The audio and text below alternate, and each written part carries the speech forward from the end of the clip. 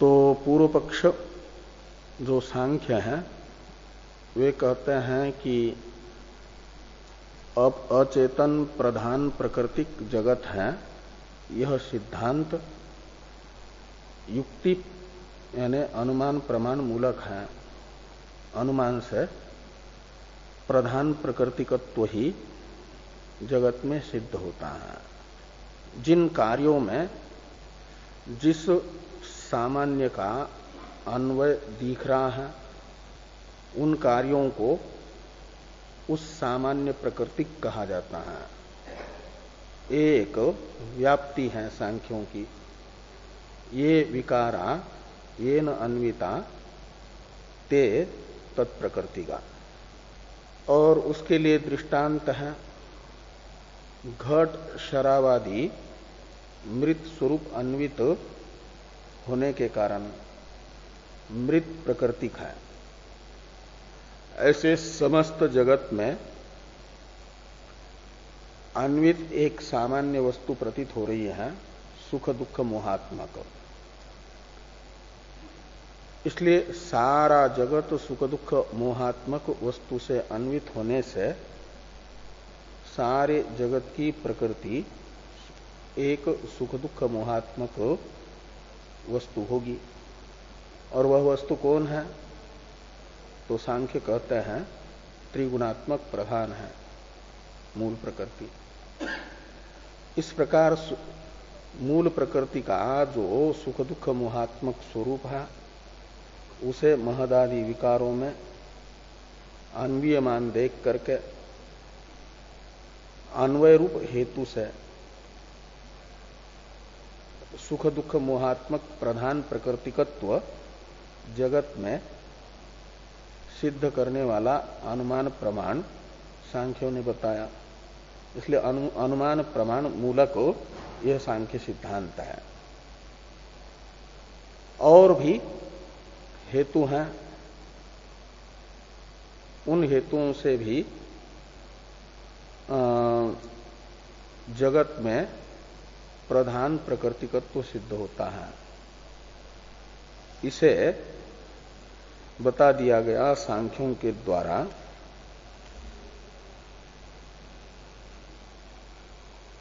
तथा परिणामादि भीरपि लिंगई तदेव प्रधानम अनुमीमते, यानी विपरिणामादि जो हेतु है इन हेतुओं से भी जगत प्रकृतिकत्व रूपेण प्रधान का अनुमान सांख्य करते हैं।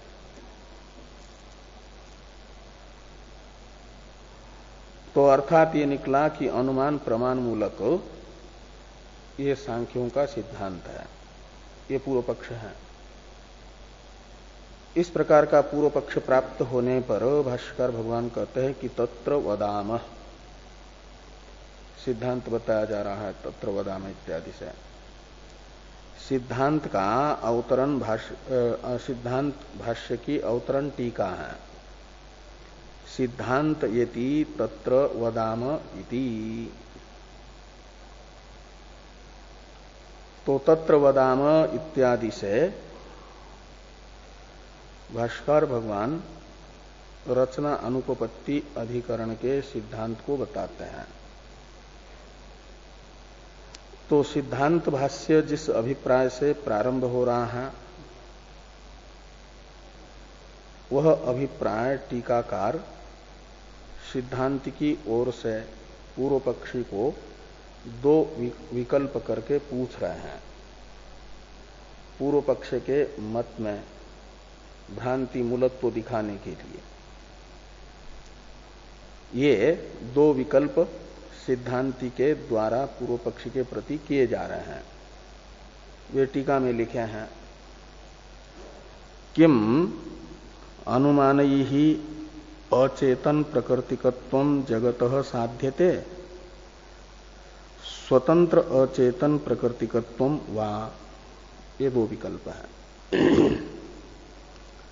सिद्धांती सांख्यों को पूछ रहे हैं कि आप जो विकारों का परिणाम कारण का कार्य में अन्वय आदि लिंगों से अनेक अनुमानों के द्वारा जगत में अचेतन प्रकृतिकत्व बता रहे हो,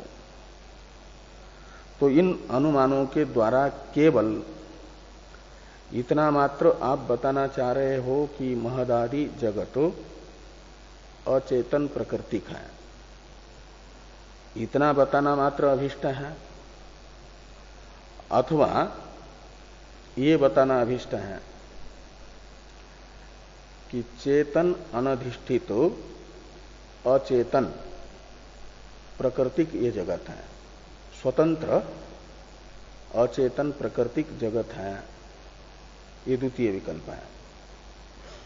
पहला है कि जगत अचेतन प्रकृतिक है, ये बताना चाह रहे हैं। दूसरा विकल्प है कि स्वतंत्र अचेतन प्राकृतिक जगत है, ये दिखाने के लिए हम अनुमान कर रहे हैं। ये दो हेतु हैं, क्या नाम, दो विकल्प पूर्व पक्ष के प्रति सिद्धांतियों ने पूछे। उनमें से यदि प्रथम विकल्प को पूर्व पक्षी स्वीकार करते हैं, ये कहते हैं कि अचेतन प्रकृतिकत्व जगत में दिखाने के लिए हमने अनुमान किया है, तो कहते हैं इस पक्ष में, प्रथम पक्ष में सिद्ध साधनता नाम का दोष आएगा। सिद्ध यानी निश्चित जो अर्थ है उसे ही सिद्ध करने के लिए यदि कोई प्रवृत्त होता है, निश्चित अर्थ का ज्ञापन करने के लिए किया गया जो अनुमान, उसमें सिद्ध साधनता नाम का दोष होता है। सिद्ध यानी निश्चित अर्थ का ही निश्चय कराने के लिए प्रवृत्ति। हाँ, तो अचेतन प्राकृतिक जगत है, ये तो सिद्धांति भी मानते हैं। श्रुति जो कह रही है वह सिद्धांतियों को मानना ही है, और श्रुति बता रही है मायांतु प्रकृतिम विद्यान मायिनंतु महेश्वरम। तो यह श्रुति त्रिगुणात्मिका जो माया है उसे जगत की प्रकृति बता रही है, और श्रुति यदि जगत को जड़ माया को प्रकृति बता रही है, जगत की प्रकृति है करके बता रही है, तो सिद्धांती इसे अस्वीकार नहीं कर सकते, उनको भी मानना ही है। इसलिए जड़ प्राकृतिक जगत है, जगत का परिणामी उपादान कारण जड़ है, इस अंश में तो सिद्धांती सहमत ही है, सिद्धांती से स्वीकार ही कर रहे हैं। सिद्धांति को यह निश्चय ही है कि जगत का परिणामी उपादान कारण जड़ है। इसलिए माया प्रकृतिकत्व यदि जगत में वेदांती स्वीकार न करें, तब तो जड़ प्रकृतिकत्व जगत में सिद्ध करने के लिए अनुमान करने की आवश्यकता पड़े। और यदि वादी स्वीकार कर रहे हो और तब भी उनसे मनवाने के लिए अनुमान करना, ये तो सिद्ध साधनता होगी। ये यहां पर कह रहे हैं कि आद्य सिद्ध साधनता, प्रथम विकल्प यदि स्वीकार करेंगे अचेतन प्रकृतिकत्व को सिद्ध करने के लिए अनुमान है, तो इस पक्ष में सिद्ध साधनता नाम का दोष होगा। क्यों कहते, इसलिए कि अस्माभि अनादि त्रिगुण माया अंगीकारात, अस्माभि सिद्धांति भी, हम सिद्धांतियों ने भी त्रिगुणात्मिका माया को जगत प्रकृतिकत्वेन रूपेण स्वीकार किया है। इसलिए जड़ प्रकृतिकत्व तो हम मान ही रहे हैं, लेकिन वो जो माया है स्वतंत्र प्रकृति नहीं है जगत की, मायिनंतु महेश्वरम, माया है प्रकृति और उस प्रकृति को वश करने वाला है माई, माया वाला, माया को प्रेरित करने वाला वो माई है। और वो कौन है? तो मायिनंतु महेश्वरम, वो महेश्वर है, चेतन है। तो चेतन अधिष्ठित जड़ माया जगत का परिणामी उपादान कारण है। चेतन अधिष्ठित जड़ माया आकाश आदि के रूप से परिणत होती है, ये वेदांत बता रहा है। इसलिए चेतन अधिष्ठित जड़ प्रकृतिकत्व जगत में सिद्धांति स्वीकार ही कर रहे हैं। और दूसरा जो विकल्प है, यानी जड़ प्रकृतिकत्व जगत में है, ये तो स्वीकार कर लिया। और पूर्व पक्षी यदि ये कहना चाहेंगे कि हम इन अनुमानों से चेतन अनधिष्ठित जड़ को जगत की प्रकृति बताना चाहते हैं, तो इसमें दोष है। दृष्टांत में साध्य विकलता नाम का दोष बताया जा रहा है दूसरे पक्ष में। ये आगे कहते हैं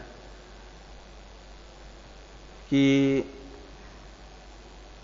द्वितीय घटादि दृष्टान्ते साध्य अप्रसिद्धि इत्याह यदि इति।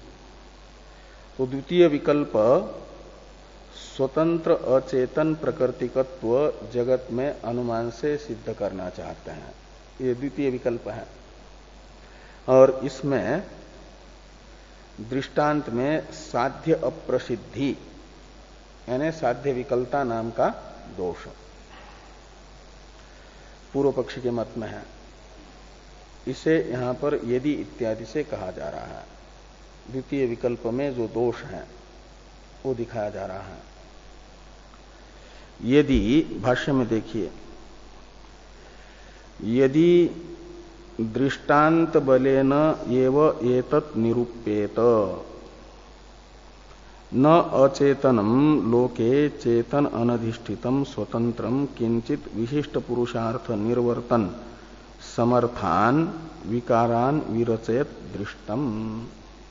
इतने ग्रंथ से दृष्टांत में साध्य अप्रसिद्धि नाम का दोष बताया। कहते हैं यदि दृष्टांत बलेन एव एतन निरूपेत, अनुमान से जगत में अचेतन प्रकृतिकत्व, स्वतंत्र अचेतन प्रकृतिकत्व यदि दिखाना है, ये तत् शब्द से लेना जगत में स्वतंत्र अचेतन प्रकृतिकत्व। तो यदि जगत में स्वतंत्र अचेतन प्रकृतिकत्व को अनुमान से ही सिद्ध करना है, तो अनुमान के लिए अपेक्षा होती है दृष्टांत की। तो ऐसा कोई ना कोई दृष्टांत बताना पड़ेगा कि यह वस्तु स्वतंत्र अचेतन प्रकृतिक है, चेतन अनधिष्ठित अचेतन प्रकृतिक यह वस्तु है, यह कार्य विशेष है, ऐसा दिखाना पड़ेगा। तो दृष्टांत के आधार पर ही, अनुमान के आधार पर ही यदि निर्धारित करना है तो उसके लिए ऐसा दृष्टांत दिखाना पड़ेगा। लेकिन कहते हैं लोक में ऐसा कोई कार्य नहीं दिख रहा है जो स्वतंत्र अचेतन प्रकृतिक हो। जितने भी पुरुषार्थ संपादन योग्य कार्य हैं वे सब के सब चेतन अधिष्ठित अचेतन प्रकृतिक दिख रहे हैं। घड़ा या वस्त्रादि जो कार्य है, जो विशिष्ट प्रयोजन जल धारण या शरीर आच्छादनादि रूप विशिष्ट कार्य करने में, विशिष्ट प्रयोजन संपादन करने में समर्थ कार्य है घटादि, उनमें मृत या तंतु रूपी जड़ प्रकृति का तो दिख रहा है, लेकिन वो मिट्टी या तंतु चेतन कुलालादि से अधिष्ठित होकर के ही पुरुषार्थ निर्वर्तन समर्थ घटादि विकारों को निष्पन्न करते हुए देखे गए हैं। तो अचेतन मृदादि चेतन कुलालादि से प्रेरित होकर के घटादि के प्रकृति बन रहे हैं, न कि स्वतंत्र। इसलिए ऐसा कोई दृष्टांत तो होना चाहिए जो बिना चेतन की प्रेरणा के अचेतन उपादान कारण से बना हो। लेकिन ऐसा कोई दृष्टांत लोक में सिद्धांति कह रहे हैं नहीं दिखता। सूत्र से यही बताया गया है। तो यदि ये न अचेतनम लोके चेतन अनधिष्ठितम स्वतंत्रम किंचित विशिष्ट पुरुषार्थ निर्वर्तन समर्थान विकारान विरचेत दृष्टम। कोई भी, यानी ऐसा लगाना कि अचेतनम लोके अचेतनम विकारान विरचयत न च दृष्टम, न को दृष्टम के साथ जोड़ दीजिए। किसी अचेतन ने विकारों को यानी कार्य को बनाया हो, ऐसा लोक में नहीं देखा जाता। कैसे अचेतन ने? तो कहते चेतन अनधिष्ठित अचेतन ने, चेतन अनधिष्ठित अचेतन विकारों का रचयिता नहीं देखा गया। अचेतन का विशेषण है स्वतंत्रम, और स्वतंत्रम शब्द का अर्थ है चेतन अनधिष्ठितम। तो स्वतंत्र अचेतन ने विकारों को बनाया हो, ऐसा लोक में नहीं देखा गया। और विकारों का विशेषण है, कार्य का विशेषण है कि विशिष्ट पुरुषार्थ निर्वर्तन समर्थान विकारान, स्वतंत्र अचेतन के द्वारा ऐसे कार्य की रचना नहीं देखी गई। कैसे कार्य की? जो विशिष्ट पुरुषार्थ निर्वर्तन में समर्थ हो कार्य। विशिष्ट पुरुषार्थ है जल धारणादि, और उसका संपादन करने में समर्थ जो घटादि कार्य हैं, वे स्वतंत्र अचेतन से बने हुए नहीं देखे गए।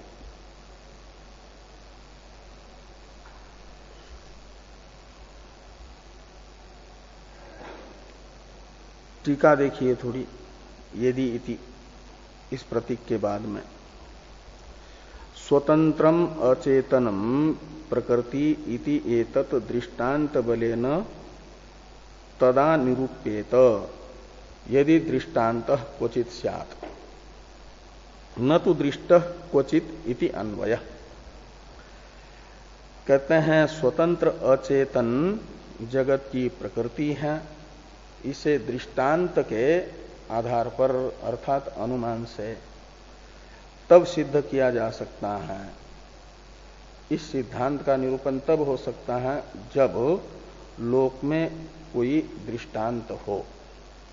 लेकिन कहते हैं न तो दृष्ट क्वचित, कहीं पर भी स्वतंत्र अचेतन विशिष्ट पुरुषार्थ संपादन योग्य कार्य की रचना करता हुआ नहीं देखा गया है। इसलिए दृष्टांत अभाव है, दृष्टांत में साध्य विकलता है।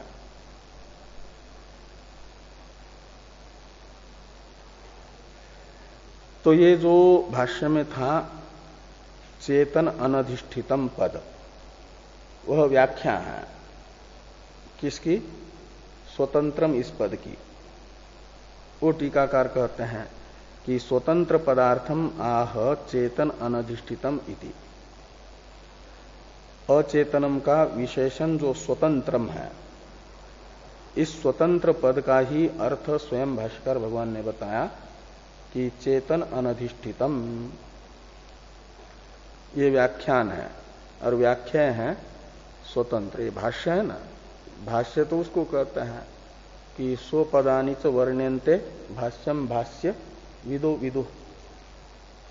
जहां पर सूत्रों का अर्थ सूत्र में प्रयुक्त पदों के पर्यायवाचक पदों के द्वारा किया जाता हो और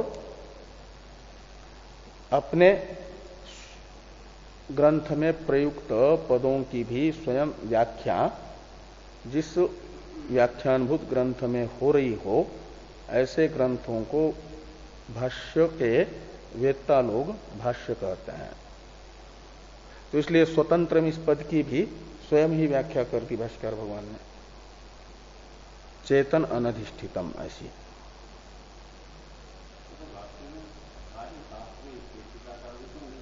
क्या? चेतन अधिष्ठितम स्वतंत्र, हाँ भाष्य में यही शब्द है।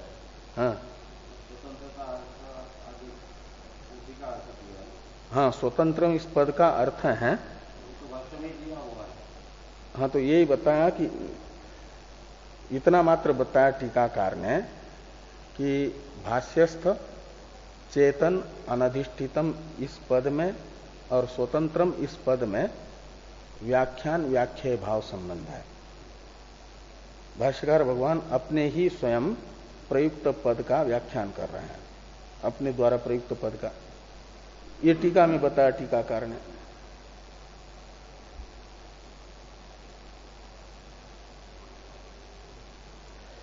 आगे हैं टीका में जो भाष्यस्थ दूसरा वाक्य आ रहा है, गेह प्रासाद शयन आसनादि इत्यादि, इसकी अवतरण टीका है। परकीय साध्यस्य अप्रसिद्धिम उक्त्वा सत्प्रतिपक्षम वक्तुम यद विचित्र रचनात्मकम कार्यम तच्चेतन अधिष्ठित अचेतन प्रकृतिकम इति व्याप्तिम आह गेहेति। तो ये कह रहे हैं कि परकीय साध्यस्य अप्रसिद्धिम उक्त्वा, परकीय है पूर्व पक्षी सांख्य, उनके अनुमान में जो साध्य था उसकी दृष्टांत में अप्रसिद्धि, यानी दृष्टांत में साध्य विकलता नामक दोष बता करके पूर्व पक्षी के अनुमान में सत्प्रतिपक्ष नाम का दोष बताने के लिए एक व्याप्ति बता रहे हैं भाष्यकार भगवान। यानी केवल दृष्टांत में साध्या प्रसिद्धि नामक एक ही दोष पूर्व पक्षी के अनुमान में है, ऐसी बात नहीं। सत्प्रतिपक्ष नामक दोष से भी दूषित पूर्व पक्षी का अनुमान है। और सदोष अनुमान प्रमाण नहीं होता, प्रमाणाभास होता है। तो ये प्रमाणाभास होने से उस प्रमाणाभास से जो ज्ञान होगा वह परमात्मक ज्ञान नहीं होगा, भ्रांत्यात्मक ज्ञान होगा।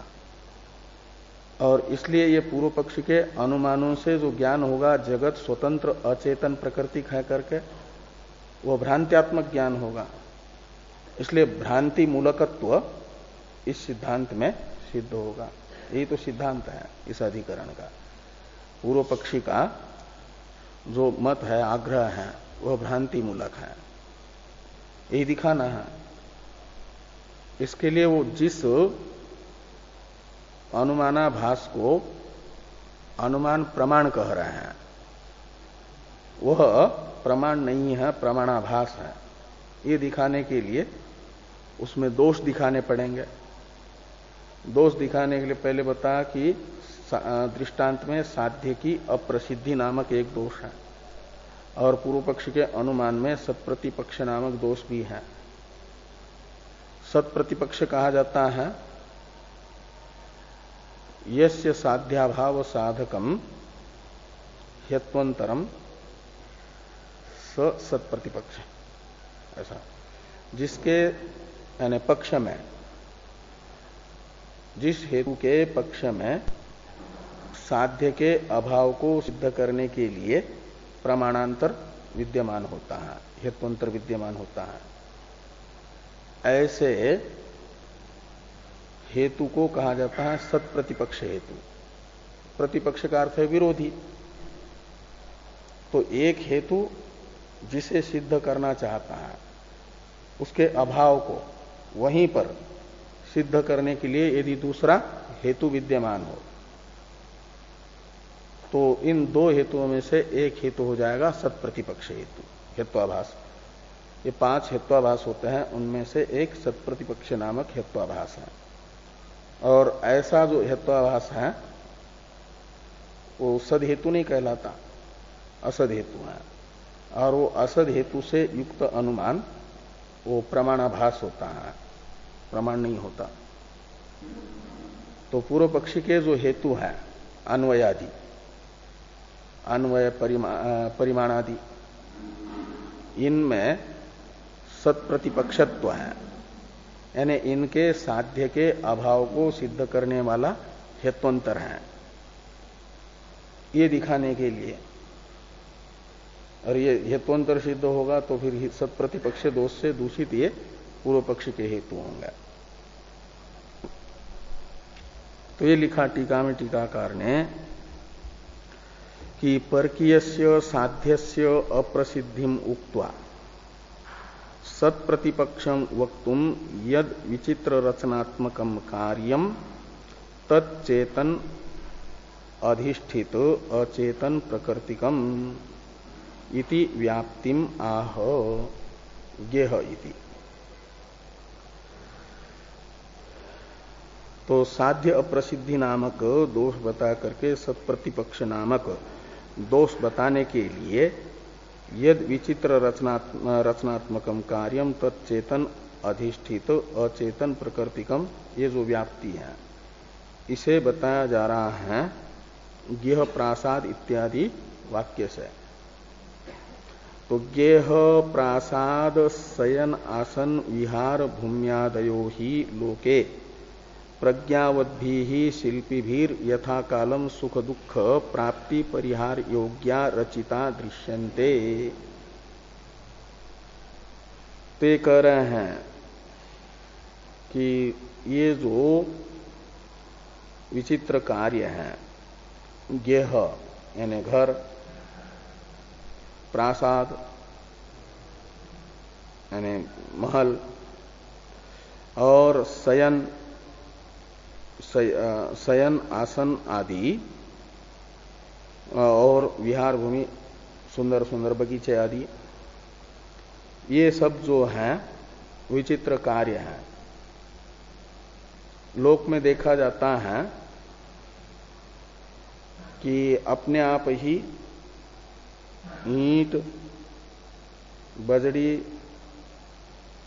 और सीमेंट सरिया से मकान नहीं बनता, अपितु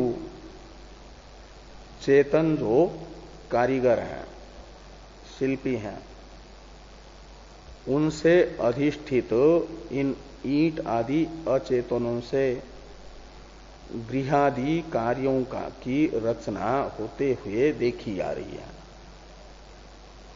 तो ये गेह प्रासाद आदि हैं कार्य, और इनकी रचना केवल अचेतन से नहीं हो रही है, ईंट पत्थर आदि से नहीं हो रही है, अपितु प्रज्ञावत भी शिल्पी भीर।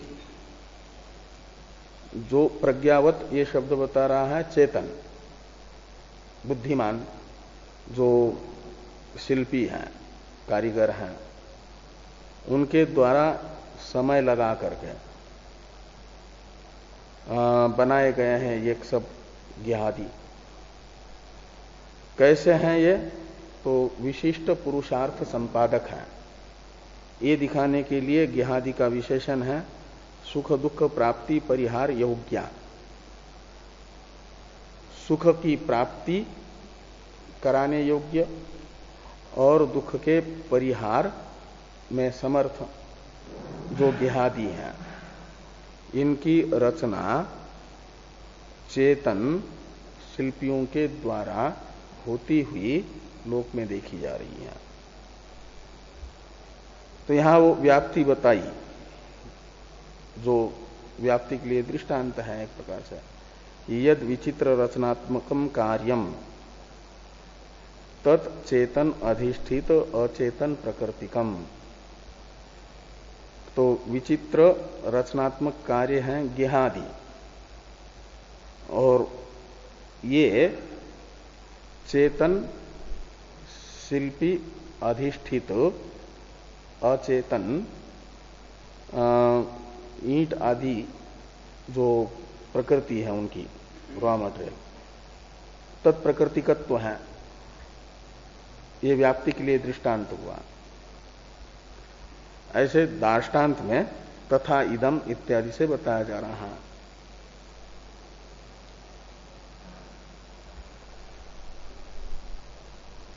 थोड़ी टीका है, इसको देखिए। सिद्धांती अनुमान बता रहे हैं। जो सिद्धांति के द्वारा बताया गया अनुमान होगा, उसमें प्रयुक्त जो हेतु होगा वो हो जाएगा सत्प्रतिपक्ष, पूर्व पक्षी के अनुमान का।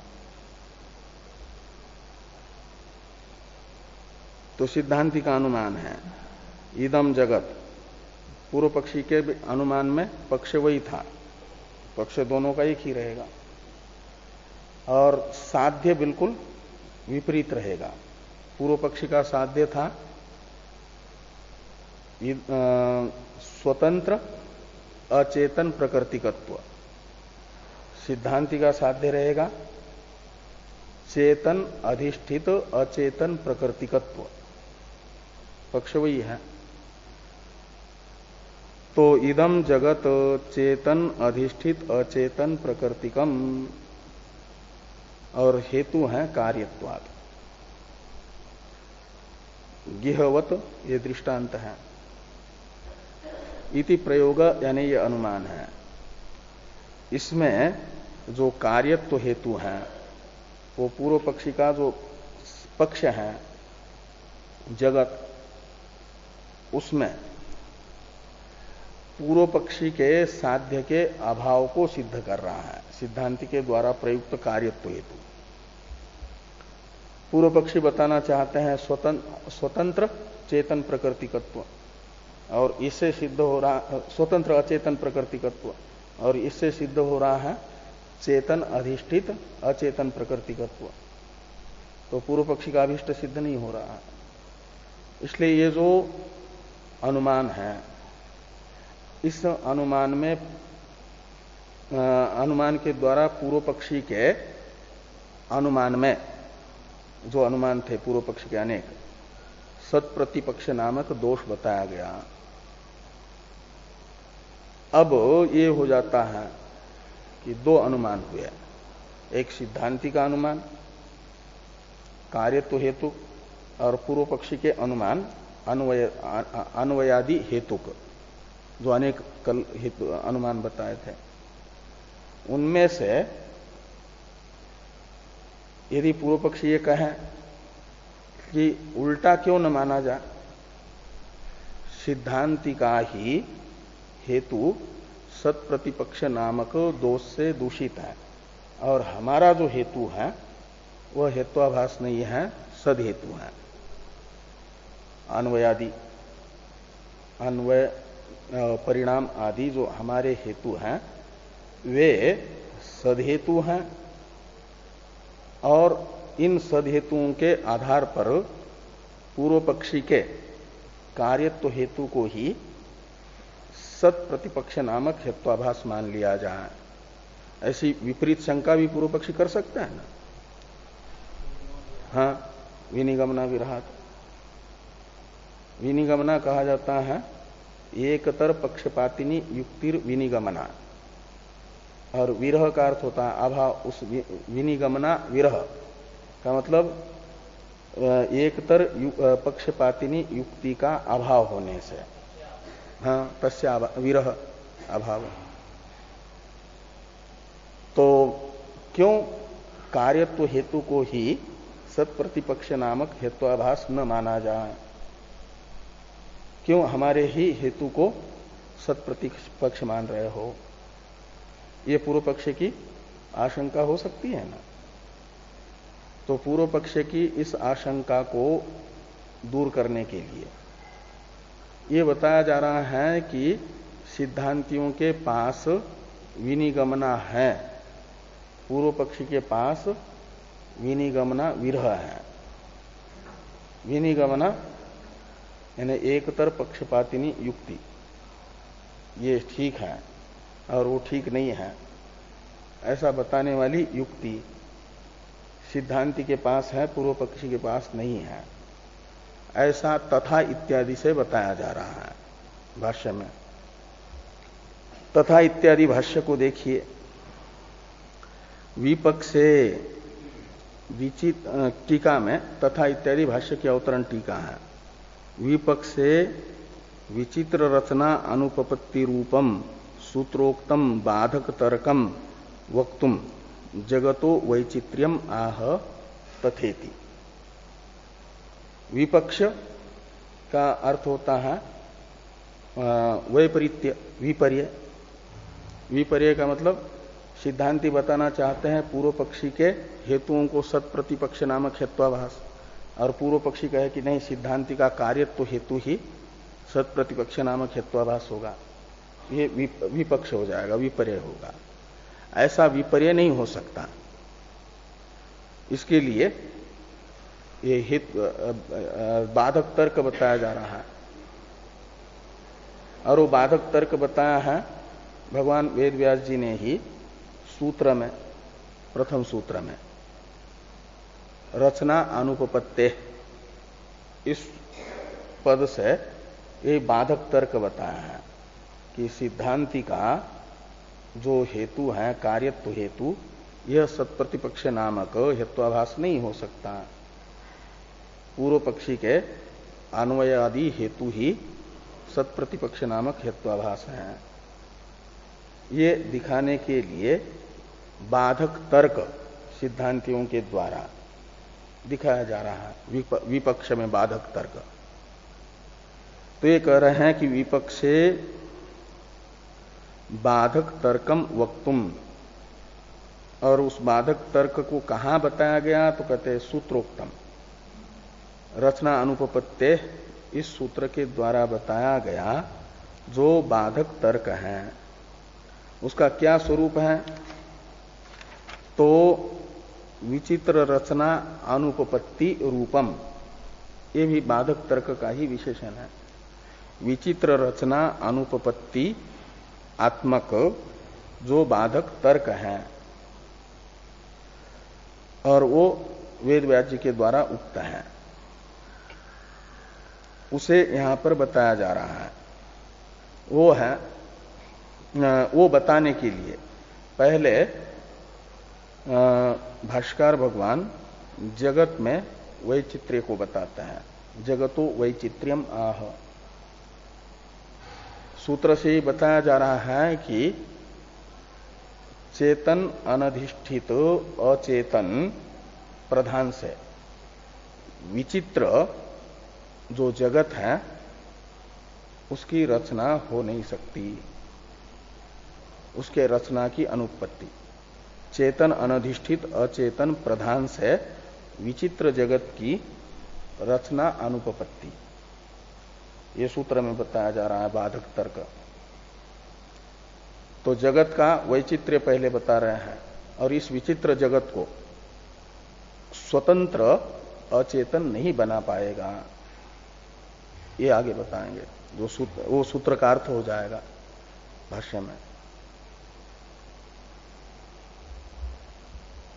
तो जगत वैचित्र्य को देखिए, फिर सूत्र को देखेंगे हम लोग। तो भाष्यस्थ जगत वैचित्र्य देखिए।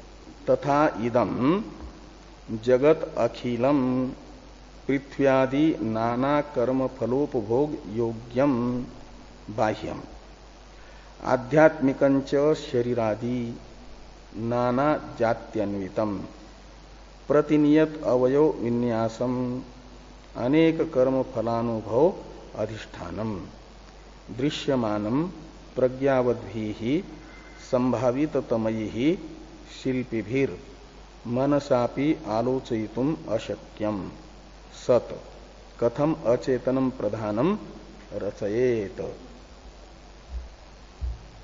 ये सूत्रस्थ रचनानुपपत्ति पद का अर्थ किया भाष्यकार भगवान ने।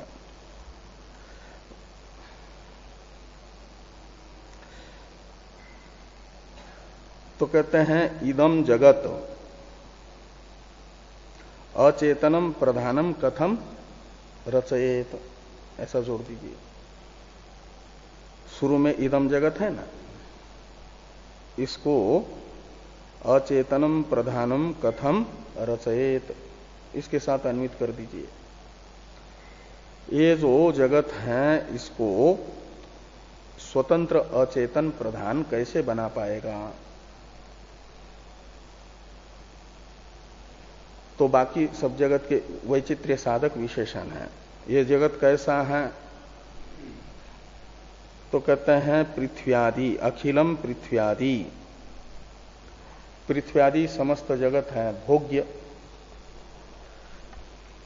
वो कैसा है? तो कहते हैं नाना कर्म फल उपभोग योग्यम बाह्यम, भौतिक जगत। वो अनेकों प्रकार के जो कर्म फल हैं, हाँ, अनेकों प्रकार के कर्म फलों का उपभोग यानी अनुभव। कर्म फल है सुख दुख और कर्म फलोपभोग है सुख दुख का अनुभव, और उस सुख दुख के अनुभव का साधन है, इसलिए कर्म फलोपभोग योग्य है ये पृथ्व्यादि बाह्य जगत, अधिभौतिक जगत। और आध्यात्मिक जगत बाह्य जगत से उसको भी ले लेना, अधिदैव को भी। और आध्यात्मिक जगत है शरीरादि, भोगायतन है शरीर, और भोगो आदि शब्द से ग्राह्य है भोगोपकरण इंद्रिया। तो आध्यात्मिकंच शरीरादि यानी भोगायतन शरीर और भोगोपकरण इंद्रिया, और ये एक प्रकार की नहीं है। शरीर भी एक प्रकार का नहीं है, 84 लाख प्रकार का है। तो 84 लाख प्रकार के शरीर और तस्थ इंद्रिया, ये है आध्यात्मिक जगत, भोगायतन भोगोपकरण। वो नाना जाति अन्वितम, और शरीरों की रचना कैसी हुई है, और बाह्य पदार्थों की भी। तो कहते प्रतिनियत अवयव विन्यासम, ये भी जगत का विशेषण है। प्रतिनियत यानी असाधारण, अवयवों का विन्यास यानी विन्यास शब्द का अर्थ होता है रचना। तो असाधारण अवयवों की रचना है जिस जगत के, शरीर आदि रूप जगत के, ऐसा ये जो जगत है वह अनेक कर्मफल अनुभव अधिष्ठानम, अनेक जो कर्मफल हैं उनका अनुभव ही उपभोग है, और उसका अधिष्ठान है ये शरीर आश्रय। दृश्यमानम, वो और इस जगत की रचना के विषय में सोच भी नहीं सकते बड़े बड़े बुद्धिमान मनुष्य। 84 लाख प्रकार के शरीरों में से एक शरीर की भी रचना, संपूर्ण रूप से स्थूल शरीर की रचना कैसे हुई, ये सोच भी नहीं सकते, जिसके विषय में ऐसा ये जगत बना हुआ है, उसे बड़े बड़े बुद्धिमान मनुष्य भी नहीं सोच पा रहे हैं, जीव भी, तो अचेतन प्रधान कैसे बना पाएगा। तो ये दिखाने के लिए एक विशेषण है कि संभावित तमयी ही शिल्पीभिर मनसापि आलोचयितुम अशक्यम, ये भी जगत का विशेषण है, मनसापि आलोचयितुम अशक्यम। और मूढ़ व्यक्ति के मन से भी जिसका आलोचन नहीं हो रहा, ऐसी बात नहीं। इसलिए विशेषण है कि संभावित तमयी, जो संभावित तम है, यानी बड़े प्रसिद्ध प्रसिद्ध बुद्धिमान शिल्पी हैं, उनके द्वारा भी जिसकी रचना के विषय में सोचना भी शक्य नहीं है, ऐसा ये जो विचित्र जगत है, उसे एक अचेतन प्रधान कैसे बना पाएगा। ये सूत्रस्थ प्रथम पद के द्वारा वेदव्यास जी बता रहे हैं, बाधक तर्क विपक्ष में। अब सूत्र को देखिए, सूत्र का अर्थ तो भाष्य में ऐसे हो ही गया, तब भी सूत्र का उच्चारण करिए। रचनानुपपत्तेश्च नानुमानम, रचनानुपपत्तेश्च नानुमानम, 3-4 पद है इसमें। रचनानुपपत्ते है, स, न और अनुमानम। सिद्धांति की प्रतिज्ञा है नानुमानम। इसमें अनुमानम शब्द से सांख्यों के द्वारा अन्वयादि हेतुक अनुमान से जगत प्रकृतिकत्वेन रूपेण जिसका अनुमान किया जा रहा है, अनुमीयते जगत प्रकृतिकत्वेन रूपेण यत्तत् अनुमानम, ऐसी उत्पत्ति करते हैं कर्म प्रधान। तो अनुमानम शब्द का अर्थ निकलता है अन्वयादि हेतुओं के द्वारा सांख्य जगत प्रकृतिकत्वेन रूपेण जिसका अनुमान कर रहे हैं, जिसकी कल्पना कर रहे हैं, वह है प्रधान, स्वतंत्र प्रधान, और वह जगत की प्रकृति नहीं है। अन्वयादि हेतुओं से जिसे जगत की प्रकृति बताया जा रहा है, वह स्वतंत्र प्रधान जगत की प्रकृति नहीं है। कहा क्यों?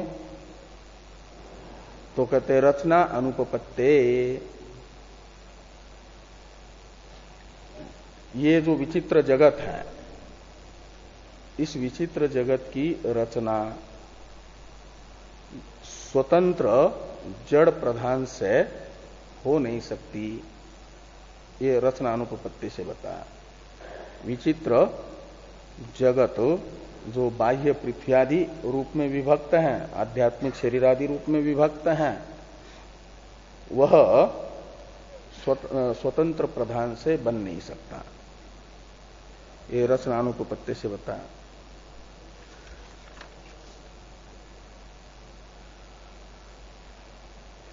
टीका में देखिए एक वाक्य है, भाष्य में जहां छोड़ा था वहां से आगे की टीका देखिए। बाह्यम पृथ्व्यादि भोग्यम, बाह्य जगत है पृथ्व्यादि भोग्य जगत, और आध्यात्मिक जगत है शरीर आदि, आध्यात्मिकम शरीरादि च भोगाधिष्ठानम, और अधिष्ठान को उपलक्षण समझना उपकरण का भी। शरीर तो अधिष्ठान है, भोगाधिष्ठान, और भोगोपकरण है इंद्रिया। जगत का जो एक विशेषण था भाष्य में, प्रतिनियत अवयव विन्यासम, इसका विग्रह करके बता रहे हैं टीकाकार। प्रतिनियत अवयव विन्यासम में प्रतिनियत शब्द का अर्थ कर दिया असाधारण। प्रतिनियतः यानी असाधारण, अवयवानाम विन्यासो यानी रचना यस्य, ऐसे वेधिकरण बहुव्रीहि समास है। प्रतिनियतो अवयवानाम विन्यासो यस्य जगतः तत् प्रतिनियत अवयव विन्यासम, जगत। और विन्यास शब्द का अर्थ कर दिया रचना। असाधारण है अवयवों की रचना जिस जगत के, ऐसा जगत उसे जड़ प्रधान नहीं बना पाएगा। और एक वाक्य है टीका में, इसको देखिए, इत्थम विचित्रम जगत चेतन अनधिष्ठिता जड़ प्रकृति कथम रचयेत। ऐसा जो विचित्र जगत है इसे स्वतंत्र जड़ प्रकृति रूप प्रधान कैसे बना पाएगा। ये आक्षेपार्थ में कथम शब्द होने से उत्तर मिलेगा। वो उत्तर बताया कि न कथम अपि इत्यर्थ, यानी किसी भी प्रकार से स्वतंत्र जड़ से जगत की रचना हो नहीं सकती, रचनानुपपत्ति। अब भाष्य में जो दूसरा वाक्य आ रहा है, लोष्ट पाषाणादिषु अदृष्टत्वात् इत्यादि, इसकी अवतरण टीका है, इसको देख लेते हैं हम लोग कल।